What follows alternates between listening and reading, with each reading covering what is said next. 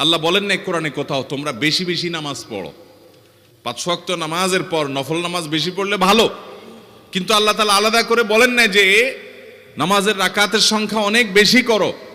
হ্যাঁ, বেশিও করার চেষ্টা করতে হবে কোয়ালিটি ঠিক রেখে, কিন্তু এই আমলটা এমন আমল জিকির যেটার পরিমাণ আল্লাহ বেশি করে করতে বলেছেন।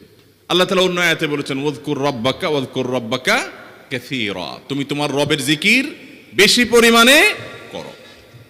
নবী করিম সাল্লাল্লাহু আলাইহি সাল্লাম বলেছেন মাসালুল্লাযী ইয়াযকুর ওয়াল্লাযী লা ইয়াযকুর মাসালুল হাইয়্যি ওয়াল মাইয়িত, বুখারীর হাদিস। যারা জিকির করে আর যে জিকির করে না, এই দুই ব্যক্তির দৃষ্টান্ত এবং উপমা হলো জীবিত এবং মৃত মানুষের মতো। যে জিকির করে সে জীবিত মানুষের মতো, যার মধ্যে আল্লাহর জিকির নাই সে হলো মৃত মানুষের মতো।